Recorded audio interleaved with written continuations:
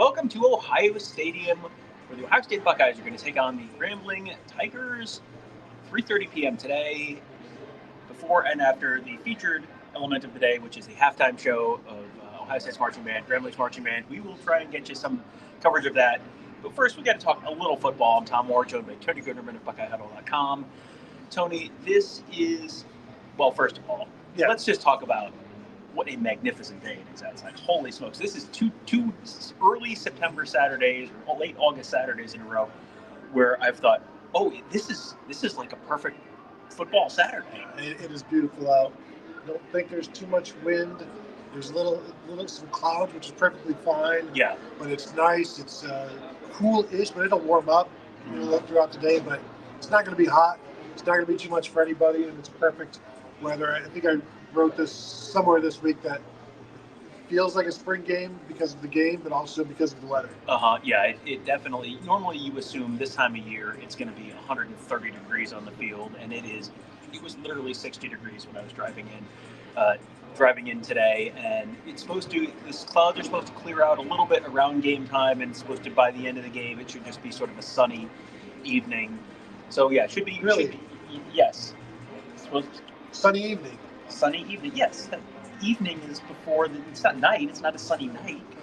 So yes, it should be sunny, in the late afternoon, early evening hours. So yeah, it should be a delightful day for football, and this should be a relatively low stress day, I think, for Ohio State fans.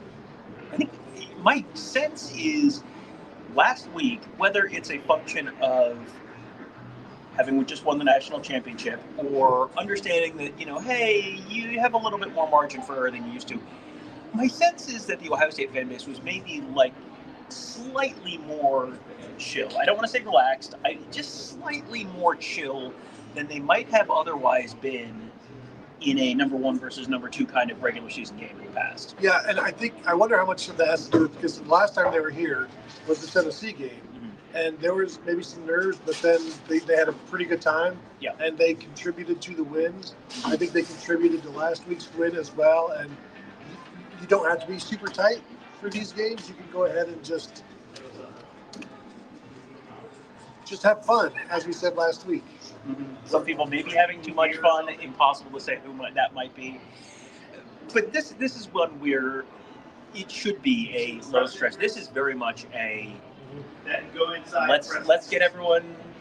Let's sell some parking. Let's sell some tickets. Let's sell some concessions. Yeah. Let's get out of here with everyone healthy. Those are kind of the four goals of this game, because this is a game that, on paper and also on the field behind us in a couple hours, this is not going to be a particularly competitive enterprise here. No, and I'm already seeing some score predictions in the chat here. 50 Bucks by 50, 77-0, 63-6. Kind of reflective of the staff picks as well, I believe. And so, the number one goal, stay healthy. Sure, the win is assumed. Yes, But come out of this as healthy as you are when you went in, and maybe that leads us to the availability report. Yeah, let's hit the availability report, because there are names that are on there that were names that we saw last week. There are names that are not on there that are also people that I think we maybe might not see this week. Yeah, it's the same exact list as last week. So nobody is questionable. The guys who are out: Brent Minky Jones, walk-on defensive back; Max LeBlanc, redshirt freshman tight end; Jason Moore, redshirt sophomore defensive tackle; Mason Maggs, walk-on quarterback; Turbo Rogers, freshman running back; Max Roy, freshman defensive tackle; Deshaun Stewart, freshman safety; and a couple more walk-ons, and Ahmed Tunkara, defensive lineman, I believe. Yes. Preston Wolf, right wide receiver, I believe. Sounds right. So there you go. Those are the guys, same guys as last week. But that doesn't mean I'm expecting to see everybody this week. I think what will happen is what happens every year, where afterwards, say Kenyatta Jackson doesn't play because he got banged up last week. When we talked to Ryan Day after the game, we'll be like, Ryan, why didn't Kenyatta Jackson play? It's like, well, he could have gone. That was just a decision to hold him out. I think there might be some guys that could have gone. Sonny Styles got banged up last week. Does he need to play this week? Absolutely not. Will he? Maybe. And we were talking with somebody from OSU in the sports information department. They were like, this is also an opportunity for stats. Guys want some stats. So everybody's going to want to play. Yeah. but the coaches are going to have to maybe dial some people back. Well, you've got to kind of take the big picture view on some of this stuff. Where last year, would Quinshon Judkins or Travion Henderson have had better stats if they had played more against Marshall or Akron last year? Absolutely. Were they ultimately served by not playing more? Yes, absolutely. And this is also, yes, this is a game that for decades, when I was in school, players called games. The one I remember in particular was, this is when Illinois was terrible in the late '90s, and the players were openly talking about it as Saturday, because it's just pile up some numbers. If you're playing EA Sports 26, you schedule Norfolk State for your first game, and you put up 150 points in the first half, and then look at me, I've got my wide receiver who's in first place with the Heisman after week 1. FCS Southeast. Yes, yeah.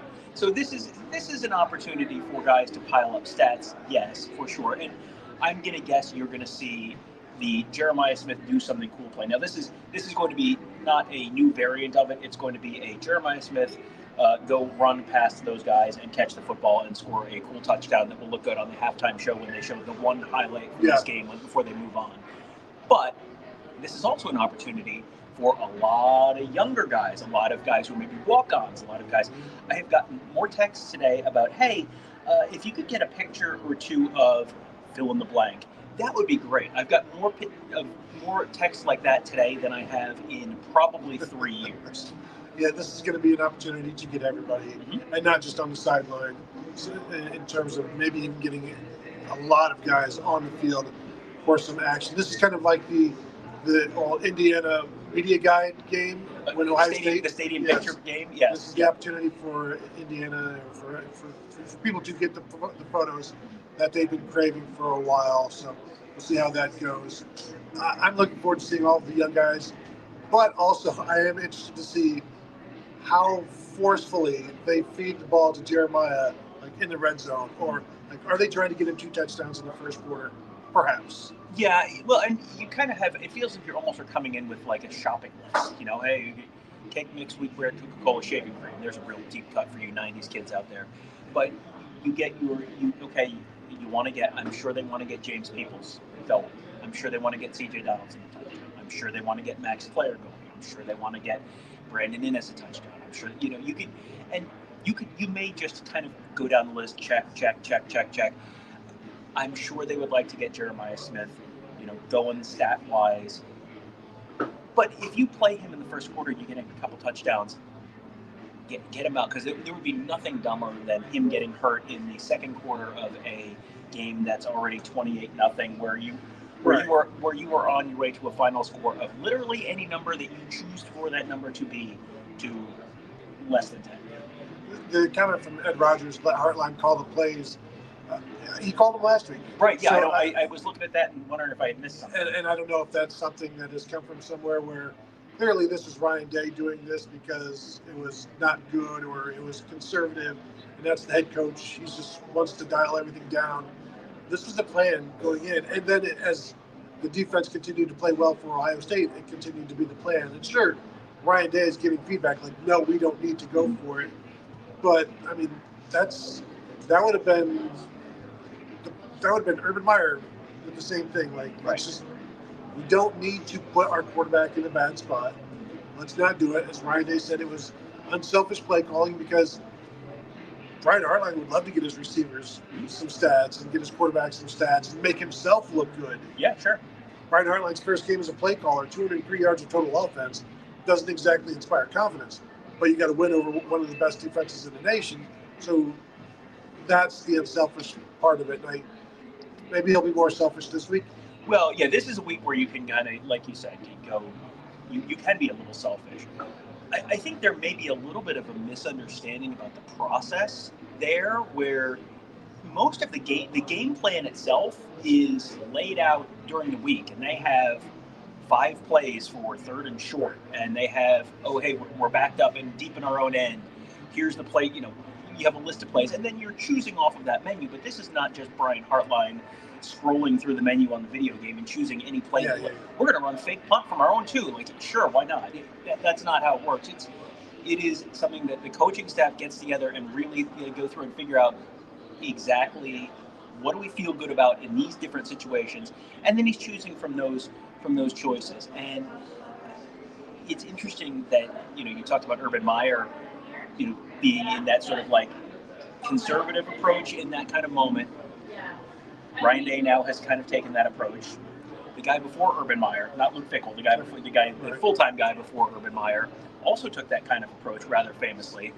You know what those three guys have in common? They were all at the game. They were all at the game, but also they all have national championships, and two of them, I don't know, is Urban Meyer in the College Football Hall of Fame? If not yet. If not, it's just because he has to wait the thing out. But there was a reason. I know we had people on our board who were very upset about the offensive production, and it's like they did what they needed to win the game. The job was to win the game. The job is not, let's get some stats. That's today's game. Yeah. Today's thing is get some stats. Sean Wayne says, how many yards do you think Sam puts up today? And when do you believe we will see Lincoln? I'm going to go with like a 220 to 240 yard first half. And then I would like to see Lincoln Keynotes get the first team offensive line for at least a drive, whether that's in the second quarter or the third quarter. I don't think you need to see Julian Sand in the second half, assuming it's 35-0 at the half or whatever. Yeah. Like, I don't think you need that. Sure, he's a redshirt freshman and needs a bunch of snaps. You also don't need him. The snaps against Ohio State's defense, I would say, are more valuable than these snaps. No question. But also the game snaps for Lincoln Keynotes and perhaps Tavian St. Clair would also be valuable.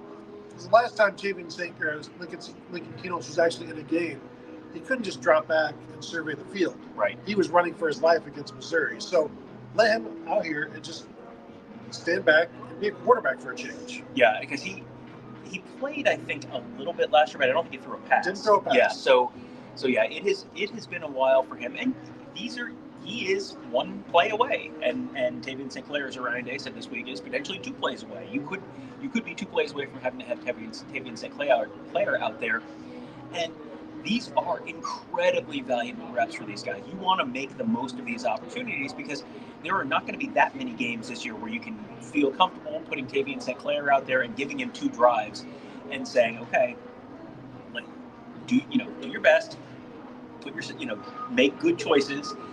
And if he doesn't, if he makes a mistake, great, no problem. If it turns the score from 56-0 to 56-7, fine. That's not a problem at all. So, and these are very, very valuable reps for them to be able to then teach off of in future practices.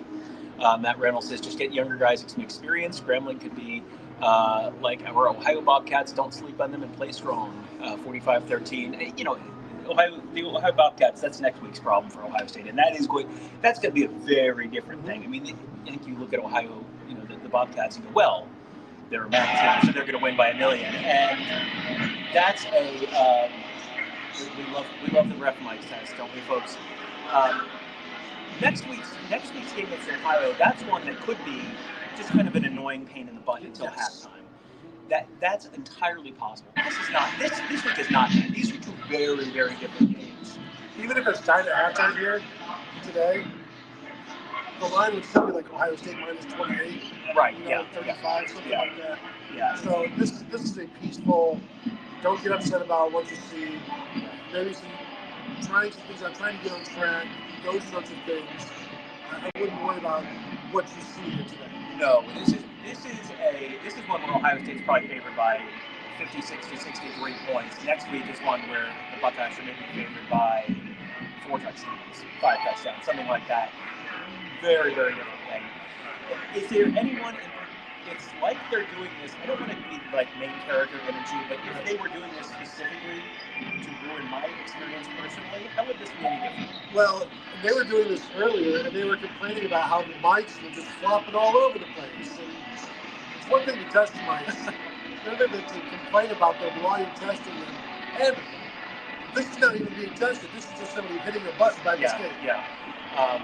Matt. They better not start singing, or else we're going to lose the ability to monetize. Better not. So Matt asked a question, that is related to the question I was most interested in asking you, which is, I was interested in asking, who are you most interested in seeing among the non-starters today? Who are you most excited to see? And Matt says, get the running backs involved. Let's see Jan Peoples, but more so Bo Jackson. Bo Jackson is high on my list of, I think Bo Jackson, Milan, and Graham on the offensive side of the ball. I'm really interested to see what those guys might do on offense today. Yeah, I mean, those are the two top guys for me as well. I also do want to see more from James Peoples and let him run behind an offensive line that isn't just getting up the middle. And let's see what he can do in the second level. But certainly Bo Jackson and Milan Graham, I do expect some big moments from them. First safety, Bryson Rogers again. And I wouldn't be surprised. He's very fast. I wouldn't be surprised if he gets involved and makes some plays. Defensively, Riley Bettyjohn. Yep. More Devin Sanchez. Peyton Pierce. Like, what do they have? Peyton Pierce and Riley Bettyjohn. Like, Riley Bettyjohn is the backup middle linebacker. Do they have him doing what Raul Reese was doing last week? Do they have Riley Bettyjohn doing some of that? Do they not do any of it? Yeah, that's a question. I don't know how basic they're going to keep it. I mean, once you've put something on film, it's on film. So it's not like some of the stuff they were doing with Raul Reese last week. You can put that genie back in the bottle. So I would say anything you ran last week, go ahead and have that in the mix this week. But I don't know what in terms of what specifically you look at. That's very interesting. If Sonny Styles doesn't play or plays a limited amount of snaps, I think you're going to see a lot of Peyton Pierce early. And if you're seeing Peyton Pierce early, I think you're going to see a lot of some of the younger guys relatively early as well. So that would be cool. A couple other names that we haven't mentioned yet. Nate Roberts, true freshman tight end who we saw last week. I'm interested to see him. Jarquez Carter, defensive tackle, who we saw a little bit last week. I think you're going to see some substantial run from both of those guys. So we had a chat up there from Jordan. I know Tom said we shouldn't freak out if we don't scores, but I pitched the idea that we should have a Fine Barn-esque Collins show to yell at Tom if Grambling does score and the field goal. Listen, I mean, I'm not here to tell you how to live your life. Right. And what we need in society today is more anger, more yelling, more freakouts, less. Oh, hey, speaking of freakouts, thank you for. I was going to start getting angry if that kept going on. Yes. So listen, I'm not here to tell you how to live your life, but if that's what you want to do. Tom, you are here to tell people. Last week, you told them how to drown out Barstool stuff. Well, listen, I'm just here to solve problems, Tony. I'm not sure getting angry about a field goal from Grambling solves problems, but there was this one from Lisa that I wanted to throw up there. John Cooper. Lisa says John Cooper ringing the victory bell today. Was it weird hearing it before the game? That was like they went on the screen and explained, hey, new tradition, and it was Archie, and so if you want to get Ohio State fans to cheer, just put Archie Griffin up there, and I think that's. I think so much of the conversation around new tradition stuff, whatever tradition reborn or whatever they called it, so much of the conversation around that centered around how dare you ring the victory bell before the game, and how dare you not play Slippy after the third quarter, and how dare you have this stomp and clap song from camp, and all that stuff. I don't know that people even really noticed it last week. It was a good game. The thing that I noticed more than anything of the new changes was the band being mic'd up, and you could hear the band all around the stadium like they were right next to you. That was maybe the single most positive change.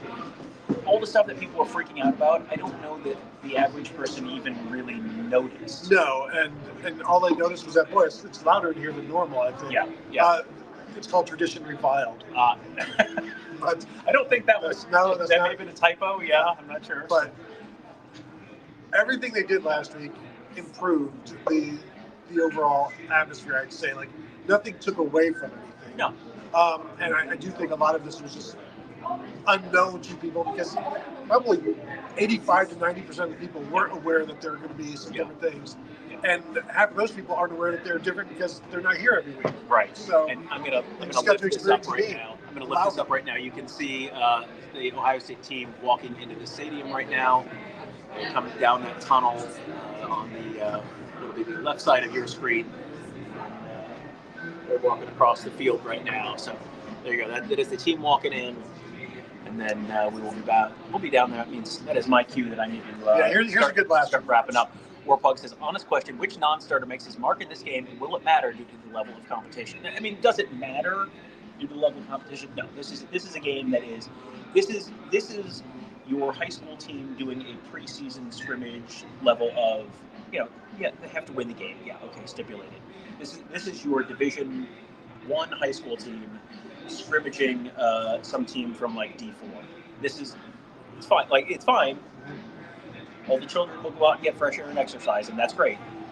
But it's, the result is not in question at all. That Grambling's coach kind of basically said that, and basically said, yeah, it's going to be a great competition between the marching bands. Like, they understand the deal, they get it, and Grambling's getting paid $1 million, which is like 10% of their annual athletic department budget. Like, great, that's fantastic. Like, go provide for the opportunity for lots of people to play sports, and that's cool. I mean, the opportunity for people to watch a couple amazing bands that are very, very different bands. So that's going to be cool. But, which non-starter makes his mark in this game?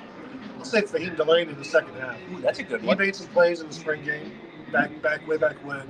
He'll find the ball. I think he's one on defense. Yeah, that's a good one. All right, so I'll pick one on offense then, and I will say, I'm going to say Milan Graham. I think they're going to try and throw the ball around a little bit because you got to get those quarterbacks reps. And I think that everyone sort of understands the deal here, and it's, you're up 40 points. Why are you throwing the ball? Because you're throwing the ball with your second stringers, your third stringers. Like, coaches are going to understand, hey, there's a bigger picture here, and you're not running up the score because you're not doing it with your starters. You're bringing in your guys who are a little further down the depth chart. So yeah, I will say Milan Graham has like 75 yards and a touchdown today, something like that. So there you go. So thank you guys all for joining us. All right. So thank you guys all for joining us. We will have plenty more to talk about after this game.